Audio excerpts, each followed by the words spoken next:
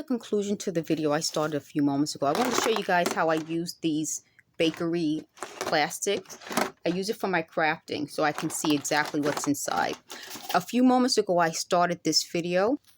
On this. I can't finish it because it's so wet, but please check that video out. I have another version of it online. I have another version of that video online. It's under tissue paper fixture. So I have it under tissue paper fixture and then tissue paper light / photo, because you can use it with a candle. You can hang it. And I want to make sure you guys know it's never going to be exactly even because you're using tissue paper. I mean, some people will probably measure it out, but that isn't the look I was going for. Again, I want to give you guys the updates on this and this side and the irritation. Today, I'll tell you how I woke up. I was taking a nap and I felt the heat, and then I was perspiring, and then my hands got shaky. So you'll see I have glue on my hands right here, but my hands got shaky. The finger that I was telling you about yesterday, it's feeling better. That's the only reason I'm crafting, because it feels better. So it's not from the glue. I'm just using regular clear glue, Elmer's glue. So it's not from the glue.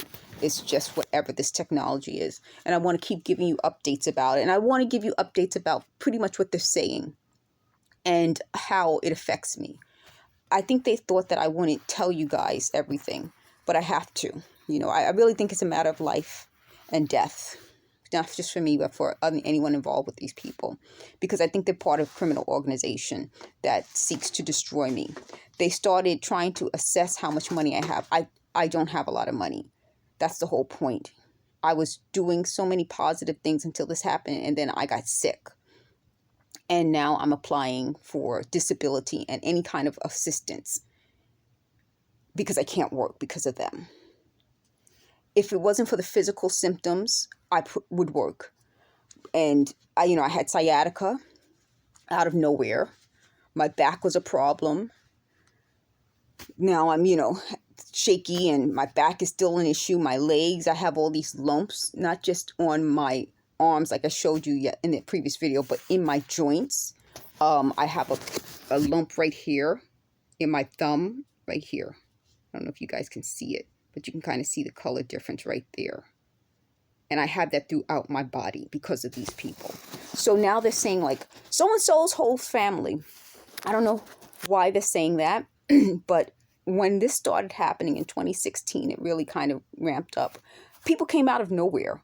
Now, I told you about the 2 people who I haven't been in touch with. Then there were people who came out of nowhere. I haven't been in touch with them in ages.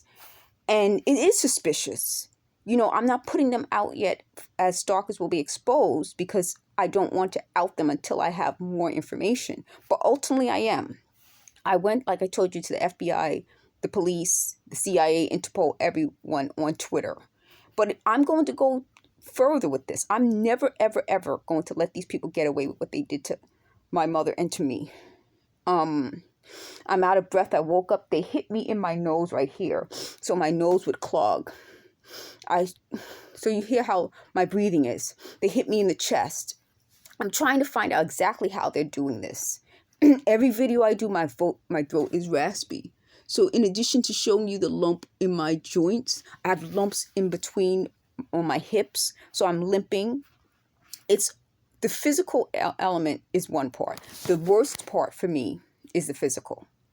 The talking is another part. I hope that if you guys can hear them in this video when they talk, or in previous videos when they're talking, please write a comment below. And don't feel like, you can't, because there's no one here coaching me. It's just me and this cell phone.